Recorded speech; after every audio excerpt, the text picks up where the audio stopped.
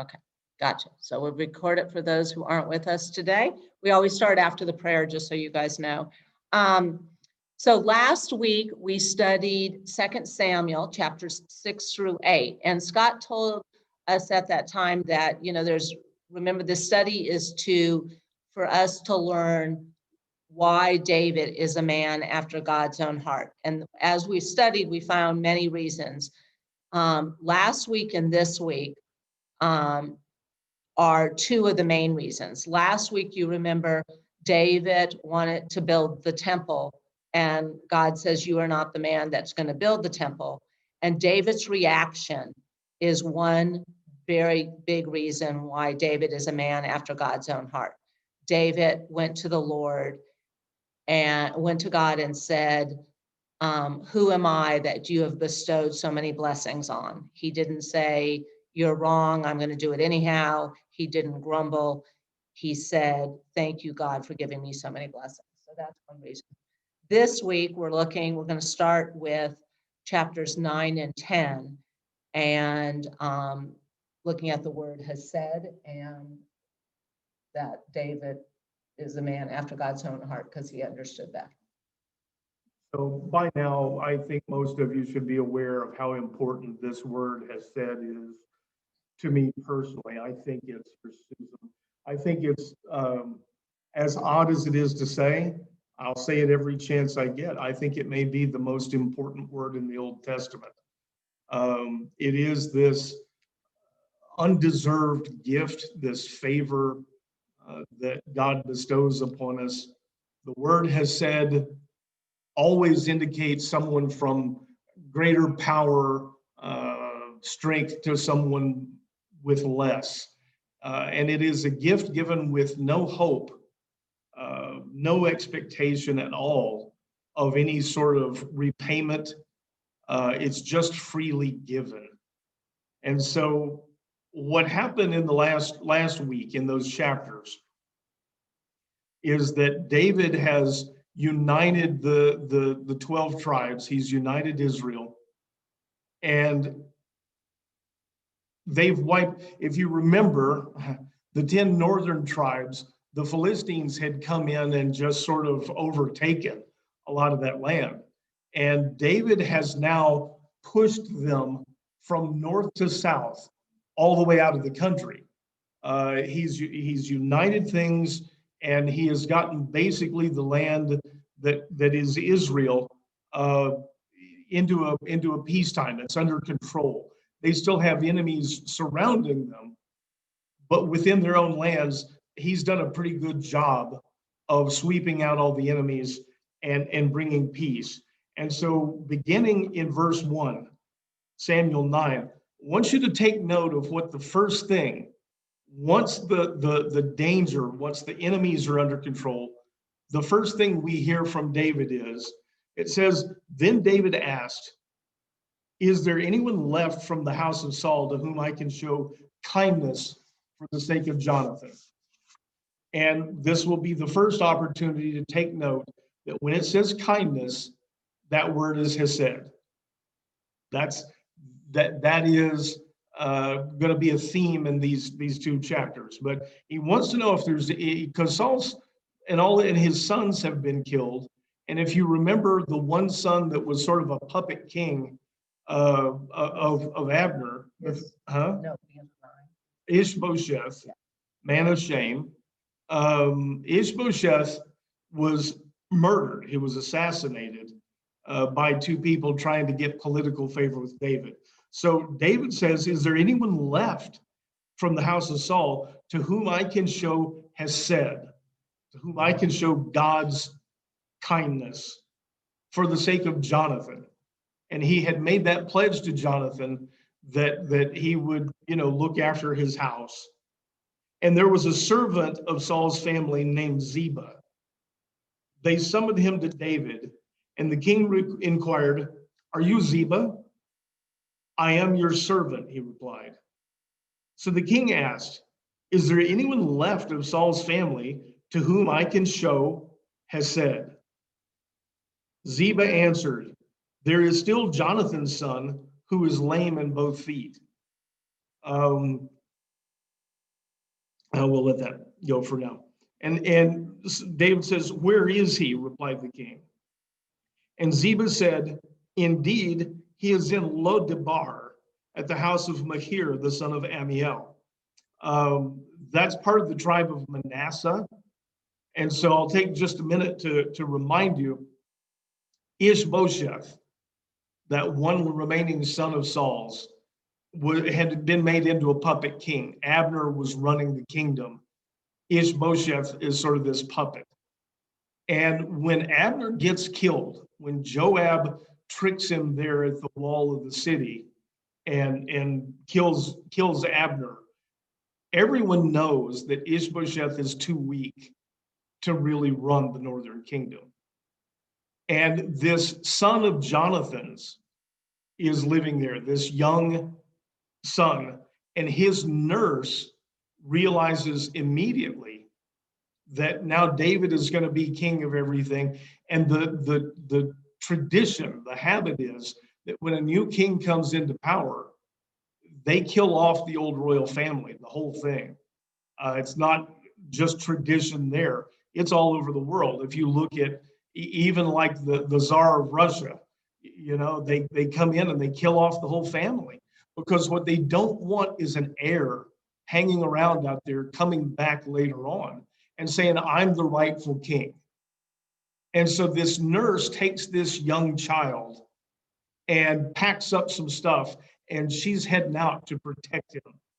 And she drops the boy, and he takes some kind of horrible damage, broken ankles or something. Back then, they didn't set bones like we do.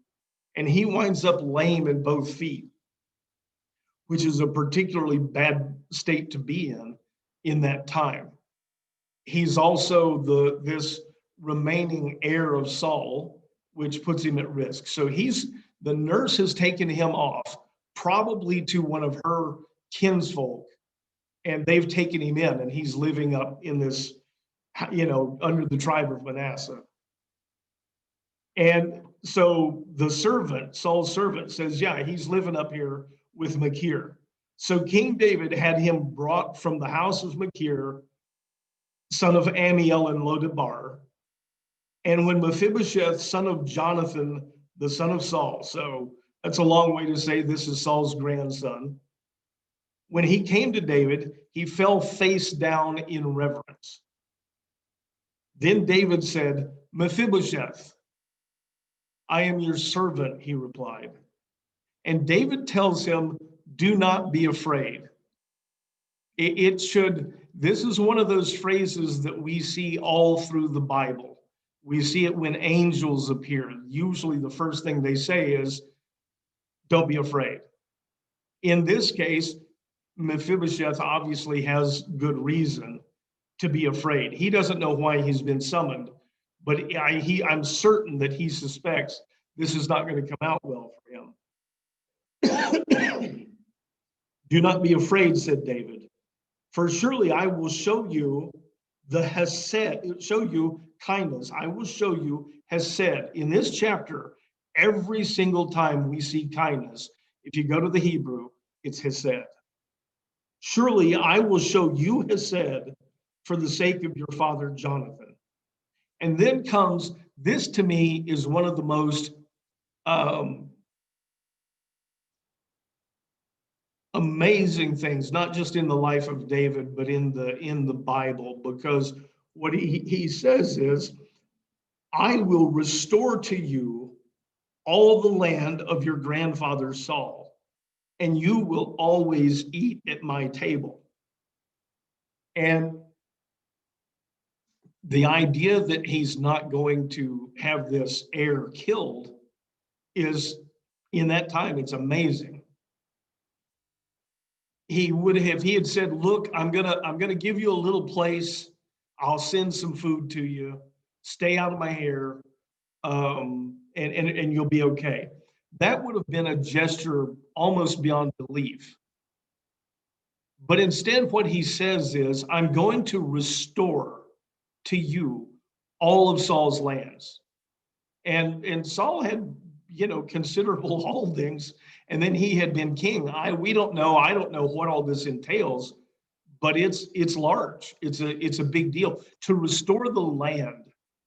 Um, in this, obviously in the society, but it's the gesture, it's the idea of saying you're not just accepted, you're being restored. Everything is being restored to you.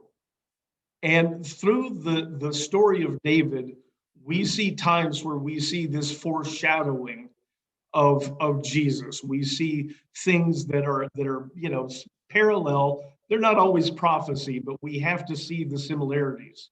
And to be restored to a state like this is a gift. It is hesed beyond all reckoning. This is just an enormous story to me. Um, anyway, he says, I will restore to you all the land of your grandfather Saul, and you will always eat at my table. And again, this is a thing, you don't want this one of these heirs hanging around. And yet he's saying, you're going to eat at my table just like one of my children. Uh, and certainly he's made that vow that he would not wipe out Jonathan's house, but to bring him in and say, you will eat it, this now young man who's lame in both feet, you'll eat at my table forever. It's an amazing gesture. It is one of the most touching things, really, to me in the entire Old Testament. Mephibosheth bowed down and said, what is your servant that you should show regard for a dead dog like me? And he's aware that he has nothing. He has no claim on anything. He has no right to ask for any of this. But the idea of saying you would take note of a dead dog, if you remember back a few chapters, David used this exact term about himself. When he had that opportunity to kill Saul, when he calls to him from the distance, he says about himself, I'm a flea, I'm a dead dog, I'm nothing. At that time, he was saying, what are you doing out here? You looking it up? No. What are you doing out here chasing after a nobody like me? I'm nobody. And you're out here with all of these men chasing a nobody. That's what Mephibosheth is saying. And he says, why would you even take note of someone as lowly as me?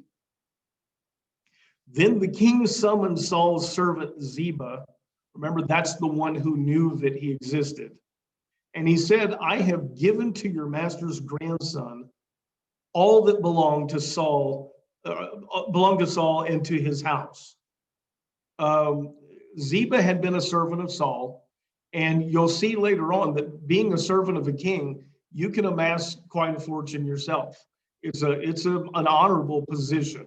Being called a servant is not like we like to think about servants, which says more about us than it does about them. He explains to him, I've given everything that belonged to Saul and to all his house. You and your sons and servants are to work the ground for him and bring in the harvest so that your master's grandson may have food to eat. But Mephibosheth, your master's grandson, is always to eat at my table. Now Ziba had 15 sons and 20 servants. So like I said, it's possible when you're the servant to a king, it's possible to be pretty successful in your own right.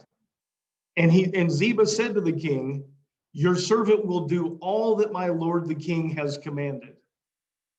So Mephibosheth ate at David's table like one of the king's own sons. And Mephibosheth had a young son named Micah, and all who dwelt in the house of Ziba were servants of Mephibosheth. So Mephibosheth lived in Jerusalem because he always ate at the king's table, and he was lame in both feet. So the last part is just, and I've heard so many commentaries this week, and I just sort of shake my head some of the things they say about this. Mephibosheth, Saul's grandson, his lands, if you remember, are further up north. They're up where Saul was from the tribe of Benjamin. And yet Mephibosheth resides in Jerusalem. And all it says is his lands were up there. These servants did all the work. They brought in the harvest. Mephibosheth was able to obtain more wealth and provide for a family and for a house, a lineage. But he stayed in Jerusalem. He couldn't go back and forth to the land because he ate at the king's table constantly, and he's lame in both feet. It's just a way of letting you know Mephibosheth lives in Jerusalem with David, but his lands are well taken care of and will be in his house forever. Amazing gesture. And we see that word hesed over and over through this chapter. This gesture is as pure of an example of hesed as you're likely to see, because it is so extravagant. You want to read the first part? Now, can I mention something else? Oh, yeah, yes. This morning, we were talking, and this idea of hesed is just such a large concept. And she was talking about possible examples, because I mentioned that it's always from someone who's sort of up above to someone who's down below. That's the way, for convenience, the way to look at it. And so I mentioned the Samaritan on the road, what we refer to as the Good Samaritan. Samaritans were a caste. They were a group of people that were looked down upon like dogs. Absolutely, universally across the board, the Jews looked down on them. So this Samaritan is by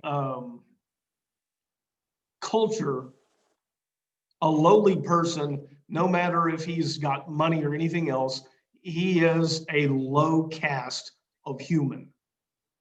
And yet on that day, when the man is lying by the side of the road after having been robbed and beaten, probably would have normally considered himself superior to this Samaritan just because of the who's who. But on that day, the man's laying at the side of the road, and he has no option other than to lay there and die. That is his only option in life, is to lay there and die. And this man comes along in a position where he can do something about that.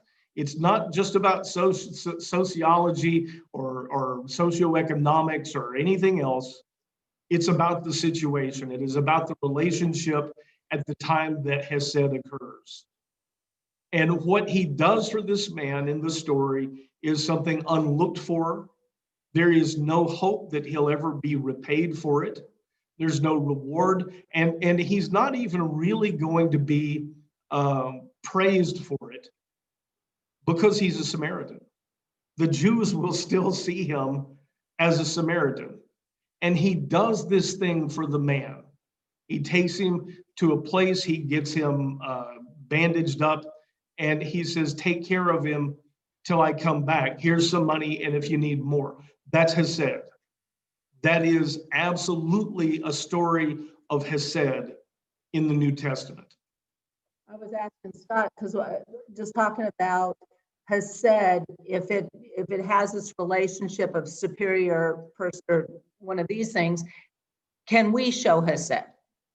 And that's how we got to this conversation. We have nearly limitless opportunities to show hesed. They come to us. That story that Jesus tells it's a parable, but it's told as an example. And it is, of course, it is a beautiful example of the opportunities that come to us. And there are times that it's clearly our job. There are other times, I don't know, when God speaks, but we have many, many opportunities. And it's not that you can't do something good, something kind for others. But doing something kind, as Jesus said, those who love the people who love them, there's no trick to that. It's these people that we come across who have nothing to offer us, never will. And it's those times that we show that we can bestow actual hesed, this loving kindness of God. We can model that. I think it's probably, Mary was right. It's good to look. It's easy to look and say, well, here's David. He's a king. He's got all this money. He can decide what happens with the land. He can show that kind of largesse. He can just, at the way, but we have the same opportunity. It's not a matter of scale. It's not a matter of size. It is when you look at what David did for Mephibosheth, he restored him. He made him what he gave him dignity. Those are the opportunities we get. And that's what has been shown to us. This idea of hesed runs throughout the entire Bible. We tend to talk about grace, but it's all the same thing. And it is that should remind us, as it did David, of what we've been given. David, just in the week before, talked about how you raised me up out of the field, out of the pasture, and put me in charge of your entire inheritance, of the entire nation. David remembered that. And the first thing he did was go looking for an heir of Saul to display hesed on behalf of Jonathan.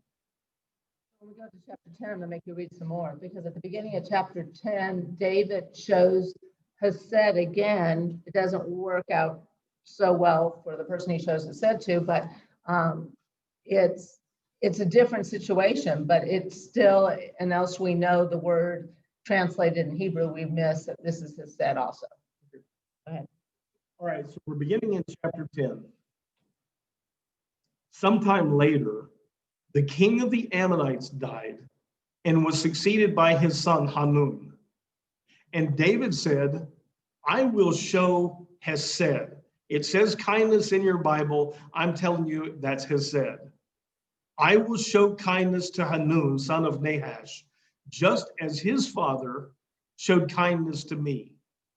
So David sent some of his servants to console Hanun concerning his father.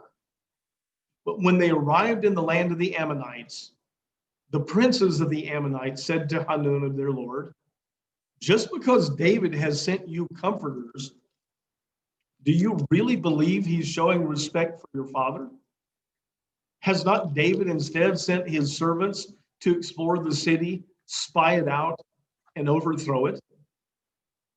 So Hanun took David's servants, shaved half of each man's beard, cut off their garments at the hips, and sent them away. I don't know about you, I can relate to this. There are far too many times in my life where I have attempted to do something kind and had the skepticism on the other end that I don't know if they think I'm doing something self-serving or trying to humiliate them by saying I'm going to spare you a couple of personal stories that pop to mind because we have time constraints. But the guy who fishes out on the front, and I run into this. David sends these people, and it says purely as an act of kindness towards this young man whose father has died. And he sends in these comforters. We saw something similar in the story of Samson with these people being sent for slightly different reason, but this happens. But David does something purely out of kindness, out of hesed. And at this point, David is in a position, here, if I can get this up, David is in a superior position, and he simply sends comforters to this young man in his mourning. And the people decide, No one does that. No one does a thing like this for purely reasons of kindness. He's up to something. Don't trust it. Don't let him get by with it. And so they convince him. And what he does by cutting off half the beard, their beards, you understand the culture. I mean, this is a big, cutting off half the beard is a real insult. And then they cut off their garments at the waist. So they leave them half naked. They shame them and send them packing. What is it? No. Okay. Read down to 15. Okay, I'll read down to 15. So when this was reported to David, he sent messengers to meet the men, since they had been thoroughly humiliated.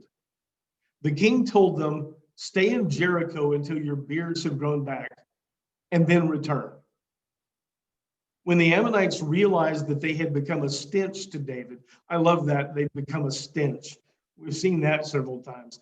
They hired, get this, they hired 20,000 Aramean foot soldiers from Beth Rehob and Zobah, as well as 1,000 men from King Maacah and 12,000 men from Tob.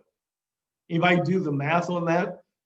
21,000 plus another 12, 33,000. They realize, you know what, we may have gone a little far with this. David's reputation as a military leader precedes him, and they know, they believe at least that David's going to come riding down on them with great anger. They go out and hire 33,000 mercenaries. Arameans that is essentially Syria. And they bring in all these mercenaries. It's expensive. I've talked before about how expensive it is to keep an army in the field. And it is. You can cripple your entire economy by keeping an army in the field too long. And they bring in 33,000 mercenaries. On hearing this, David sent Joab and the entire army of mighty men. So you got to keep in mind that the insult David absorbed. He told his men, you've been humiliated. It's okay. Go stay in Jericho. No one knows you till your beards grow back. I'm not going to force you to come back here and be humiliated in front of your family. So David took no action at the insult. But then he hears about hiring 33,000 mercenaries, and that he's not going to let pass. So he sent Joab, who I've told you was an extremely competent. We'll let it go with that. There's a term that Mary keeps telling me to use. Because he uses it. We're talking about it. Go ahead. And so he sends Joab and the entire army of mighty men. This is the A team. This is their best. The Ammonites, these are the ones who insulted, who cut off the beards and stuff. The Ammonites marched out of their city and arrayed themselves for battle, at the entrance of the city gate. So they've got a wall behind them. And the Arameans of Zobah and Rehob and the men of Tob and Maacah were themselves in the open country. And what this is describing is they have flanked the army of Israel. The Ammonites are at their city and they have the wall behind them. And then they sent these other 33,000 mercenaries around to the backside. This is not a place you want to find yourself in. And this is where you get some clue as to who Joab is. When Joab saw the battle lines before him and behind him, he selected some of the best men of Israel and arrayed them against the Arameans. And he placed the rest of the forces under the command of his brother Abishai, who arrayed them against the Ammonites. So he splits the army into two halves, which is never done. It is, but it's always disastrous.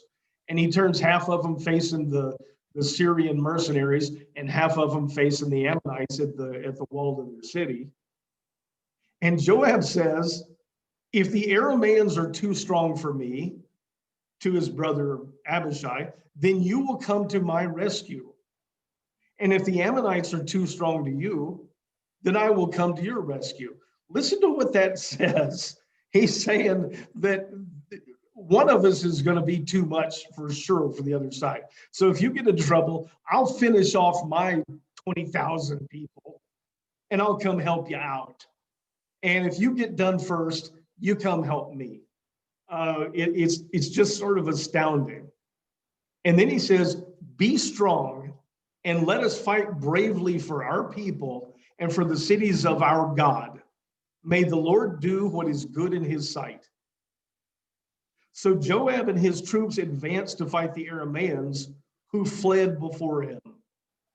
When the Ammonites saw that the Arameans had fled, they too fled before Abishai, and they entered the city. So Joab returned from fighting against the Ammonites and came to Jerusalem.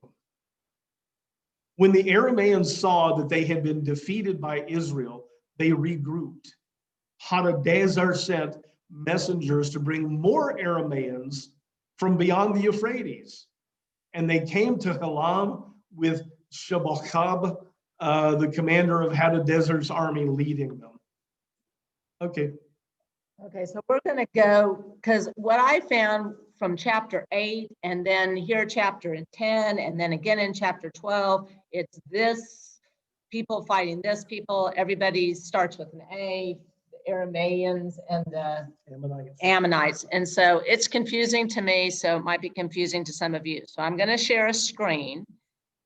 And this is, and what's happening right now is David is extending his kingdom. And so you see Judah, Israel. So once David became king of all 10 tribes, he had Judah and Israel. But here are Aram, the Aramanites, is that how you say? Arameans, sorry. Arameans, and you have Ammon here. So these are the two people we're talking about right here, right now. Take note, Ammonites, the current capital of the nation of Jordan is Amman, Jordan. These are Jordanians, essentially. But I'm going to go back to Hadadezer, how you said, Hadadezer, king of Zoab. So we first heard about him in 2 Samuel 8. So I'm going to keep the map up as I talk because I think it makes things make more sense. So I'm going back to 2 Samuel 8, verse 3. Moreover, David fought Hadadezer, son of Rehob, king of Zoab, when he went to restore his control over the Euphrates River. David captured 1,000 of his chariots, 7,000 charioteers, and 20,000 foot soldiers. He hamstrung all but 100 of the chariot horses. When the Arameans of Damascus came to help Hadadezer, king of Zoab, David struck down 22,000 of them. He put garrisons in the Armenian kingdom of Damascus, and the Arameans became subject to him and brought tribute. The Lord gave David victory wherever he went. So that was last week. So here is Damascus up here. And what he did is he fought these people, David fought these people, and then he made them vassals, and they were giving tribute to him. So that happened in 8. Then we just went, so this Hadadezer comes back again in chapter 10. And I don't know about you, but I always miss it coming back because I never really knew they were there in the first place. I don't know how to explain it other than that. So 2 Samuel 10, verse 15, that Scott just read. Do you want to read that again? When the Arameans saw that they had been defeated by Israel, they regrouped. Hadadezer sent messengers to bring more Arameans from beyond the Euphrates, and they came to Helam with Shobach, the commander of Hadadezer's army, leading them. Keep going. So here we go. So they brought people on the other side of the Euphrates River. They're all in Halam. Okay. So when this was reported to David, he gathered all Israel, crossed the Jordan, and went to Halam. Then the Arameans arrayed themselves against David and fought against him. But the Arameans fled before Israel, and David killed 700 charioteers and 40,000 foot soldiers. He also struck down Shobach, the commander of their army, who died there. When all the kings who were subject to Hadadezer saw that they had been defeated by Israel, they made peace with Israel and became subject to them. So the Arameans were afraid to help. Do I not have that? To help the Ammonites anymore. To help the Ammonites anymore. So, what happens? You want to put this back, or are we going to keep using? No, we're going to keep it just for one more second. Well, let's go ahead then. Okay, so we're going to start. 11 and 12 are the whole Bathsheba story, but there's some important parts. I'm not sure how much we're going to get to that today. We can get to a little bit of it, but I want to make sure we understand this first paragraph of 2 Samuel 11, because, you know, we always say that chapters were put in afterwards, but this isn't it. And so when we start the story of Bathsheba, you just hear this weird first paragraph, but it's not as weird when you know what came before it. Go ahead. Yeah, you always have to remember there are no chapter and verse numbers in the original scriptures. In the spring, at the time when kings march out to war, David sent out Joab and his servants with the whole army of Israel. They destroyed the Ammonites and besieged Rabbah, but David remained in Jerusalem. So we read a whole bunch of things this week that acted like David wasn't doing what David should have been doing, and he was still at the palace in Jerusalem. But the fact of the matter is, we just read these other sections. Sometimes David goes in at the end when the battle is done at this point. He's the king. As Scott has told me, if David now went to every battle, if he was to be killed, it would be a disaster. I'm going. Okay. Well, let me stop sharing. People like to make a big deal out of this section where David doesn't ride out to war, and the fact that he had ridden himself into so many battles before this. But for one thing, you have to keep in mind that early in his life, David was the Nagid. He wasn't the king. He was the commander, and the commander rides out with the army, and David certainly did a lot of that. But now David is king over the entire nation, over all the tribes, and you don't send your king out and take a chance on him catching a stray arrow and getting killed. It's not a wise thing. And you can see that in the story of these battles that we just read. What happens in the Middle East a lot, these people are tribes. They're tribal. A king really is in charge of a single city. And if they ever got together, they'd be powerful. And what will happen is one king will emerge who's cunning and successful in battle, and he becomes sort of this overlord. The other ones pay tribute. They pay tax to him. And they follow him because he wins battles. And that's what happened with this king that brought in all of these new troops. People followed him because he was successful. And they believe that with enough troops, this great leader is going to overthrow David and they're going to take over Israel. It doesn't happen that way. But what after that, after David puts that down, it says that the next spring, when kings ride out to battle, what it means is the kings send their armies out. And the important part of this, and then we'll go to Bathsheba, is that he says They destroy the Ammonites and besiege Rabbah. So I showed you where Rabbah was. Rabbah was in the middle of the army, Jordan. It's in the middle. Rabbah is in the middle of Jordan. But it says that they besieged Rabbah. What that means when you besiege Rabbah, that means they're going to take over the city. And this takes a very long time, you guys. They the city is walled and they starve these people in. They either cut off their water supply, they cut off their food supply, and they wait till they give up. If they don't give up, they build ramps. What do they call them? Earthworks. They knock down the wall. But this could take 2 years. And it actually does take 2 years. I'm going to read one other section to you, and then we'll get into Bathsheba. But so I'm going to go to the end of 2 Samuel 12. And it says, and so this is after the entire Bathsheba story, and we'll get into that. But it says, meanwhile, Joab, the head of the army, fought against Rabbah of the Ammonites and captured the royal citadel. This is besieging Rabbah, but this is 2 years later. They've been fighting because you'll have a death of a child, you'll have another child born. You realize this is 2 years Joab has been doing this fight. Joab then sent messengers to David saying, I have fought against Rabbah for 2 years and taken its water supply.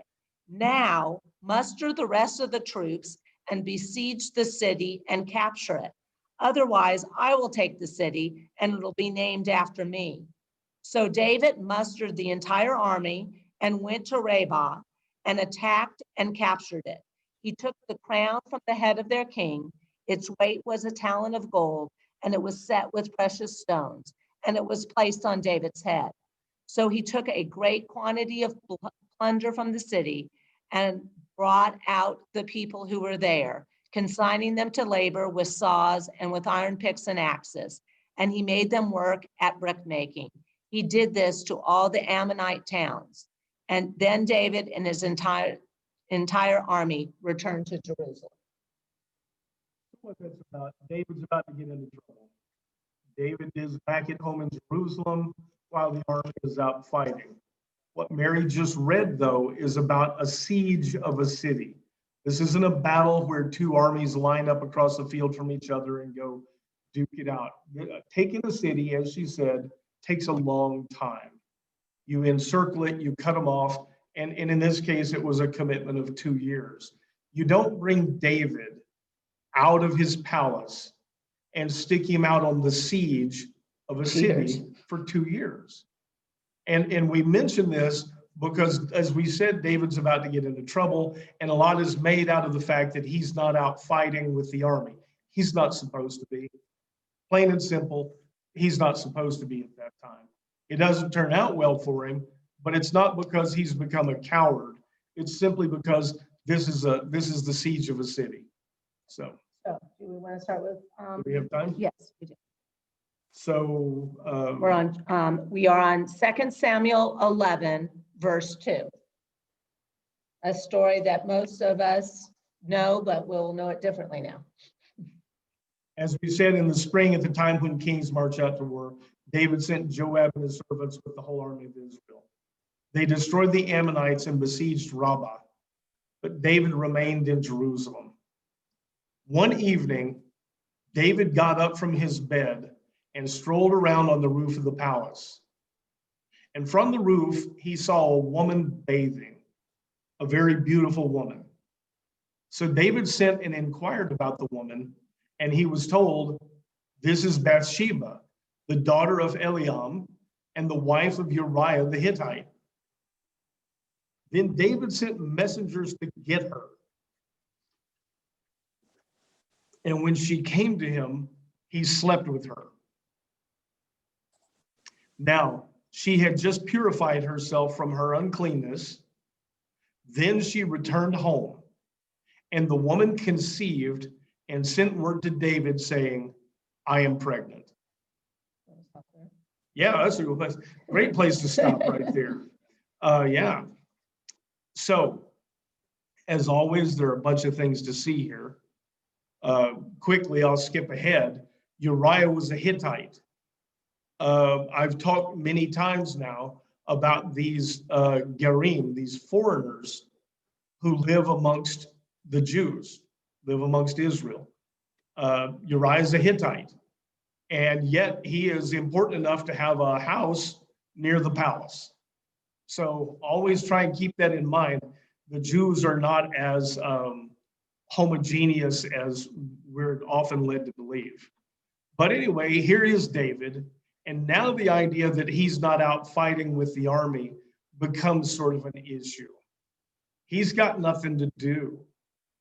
We lived over there, the roofs are flat. They'll have a low wall around them because it gets hot. I don't know what else to say. It gets hot and you go up where there's breeze and it's, past dark is all we know. It says in the evening and at night. He goes up on the roof and he looks out across and sees this woman bathing. This is how these things begin. And he inquires about her. I don't know how many wives he has at this point, 5, something like that. But clearly he's thinking he might like another one. And he inquires, and they make a point of telling him, you can read this. This is Bathsheba. She's the daughter of Eliam, and the wife, David, she's the wife of Uriah the Hittite. That should have been enough. And you get the distinct impression nobody would have mistaken what he's asking. And they make sure to tell him, yeah, she's married, David. And he sends soldiers to bring her to his house. Sadly, there are people who say we were just following orders. They go and do it. You're in a bad position. What are you going to do? Tell the king no? At some point, probably they should. Somebody should have run off to find Nathan the prophet, but they bring her back. He sleeps with her, and just like Tommy Bennett when I was in high school, one date and she's pregnant. And it's a sad thing, but this is what happens. She sends message to him, as soon as she knows. And David now is in a jam. David is in a real bind. Okay. So at this, David sent orders to Joab. Remember, Joab is his warlord. Send me Uriah the Hittite. So he actually involves his top guy and says, send me Uriah the Hittite. So Joab sent him to David. When Uriah came to him, David asked how Joab and the troops were doing with the war. He should have asked Joab that, of course. Why would you bring this Hittite in? But he says, hey, how are things going out on the battlefield? Then he said to Uriah, go down to your house and wash your feet. This is a euphemism.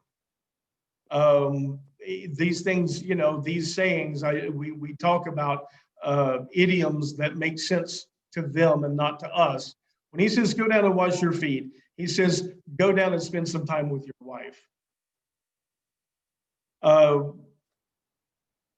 So Uriah left the palace and a gift from the king followed him. So he's sucking up to Uriah. But Uriah slept at the door of the palace with all of his master's servants and did not go down to his house. And David was told Uriah did not go home. And so David calls Uriah back and he says, haven't you just arrived from a journey? David asked Uriah, why didn't you go home? And Uriah answered, the ark and Israel and Judah are dwelling in tents, and my master Joab and his soldiers are camped out in the open field. How can I go to my house and eat and drink and sleep with my wife? As surely as you live and your soul lives, I will not do such a thing. Now, he's a good guy.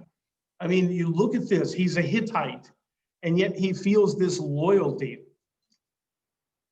And he says, you know, all the other people, all the other soldiers are living in tents. They're camped out in the open field fighting these battles. Who would I be if I went home to this comfort while they're still out in the field? He says, I won't do it. And asked God, was Uriah a believer in Yahweh? And whether he was or not, he respected that. But it sounded like he could have been a believer in Yahweh. He's talking about the ark and the. There are people that later in the New Testament are referred to as God-fearers. These Gentiles who live among the Jews, they don't follow all the practices, but they follow many of the practices. They certainly respect them. And the rabbis would later say, it's better that they should follow some of them and not, you know, rather than none of them. And so these people have obtained a real citizenship amongst the Israelites. And by all measure here, Uriah is an honorable man. And so David tells him, stay here one more day, David said to Uriah, and tomorrow I will send you back. You want to go back to battle so bad, but stay here with me. So Uriah stayed in Jerusalem that day and the next. Then David invited Uriah to eat and drink with him, and he got Uriah drunk. And in the evening, Uriah went out to lie down on his cot with his master's servants, but he did not go home. And you know, so David's desperate. And he can't get this guy just go to his house, and he thinks, you know what? Maybe if I just get him completely loaded, he'll run off and go spend an evening with his wife, and then I'll have the cover that I need. And Uriah is too honorable because of what he's already said. He's not going to enjoy the comforts of home as long as the rest of the army is living out in the field. We probably need to stop there. We probably need to stop there. So the big thing for me, I know I kind of harped on it. This is important to me. Hesed. I will come back to it. You will hear it again because, as I said, I believe it is the most important concept that continues all the way through the Old Testament. And we use a different word, but it's the same thing that we see in the New Testament. And what we see from David, this contrast between his high point and his low point. But for this week, when we talk about how is David a man after God's own heart, this thing he does for Saul's grandson, restoring him, restoring all the lands, is almost unique. It's singular. It is amazing. And in it, we have to see the amazing hesed that gets poured out on us. This undeserved gift, this grace that we receive freely with nothing required in return. And we receive it often. And it should be a reminder to us when we have those opportunities to bestow God's grace, to bestow God's hesed to those around us. Before Scott closes us in prayer, I sent an email out, if you didn't see it yesterday, I think maybe the day before, with Jackie's home address. Right now, my understanding, and Sarah can unmute herself to add anything. You know, Jackie doesn't need food right now. She would love to hear from us. And even if some of you who are afar and don't know her as well, she knows of this group, obviously. And I just think words of love and would be good. And they're doing a private burial at the cemetery tomorrow at 2. So pray for Jackie and her family, and pray for good weather tomorrow. Yes. Sarah, did you want to add anything? Thank you, Mary. Everything you said was absolutely true. Jackie would love to hear from friends, and you know, we all feel that this group has bonded and become friends. So I know that she would appreciate that. And thank you for the prayers for her. Gene, you weren't on at the very beginning, but you were part of the prayers. There are times where people want privacy, and then there comes a time where you need company. But you're in our prayers as well. This is still, you know, very new for you, and you remain in our prayers as well. Thank you, Scott. God, we are thankful for the love that you show us, that at times we can't even comprehend. We sometimes overlook it. We begin to think we deserve the things that come to us so freely. And we appreciate the reminders. Sometimes the lessons are hard, sometimes they're just persistent. But we do get those reminders that in fact these things come from you, and that you continue to show us for reasons that we can't even comprehend, that you love us. Remain with us this week. Be with Jackie, be with the family. And as I've said before, with Gene, as he looks down this same time. Cindy, who's faced one round of chemo, but has many more stretched out in front. God, we ask for your presence. Remember your people, O Lord. Amen. Amen. Unmute yourselves, you guys. And I don't know how to do that. You do? Mhm. There we go. More. Oh, there we go.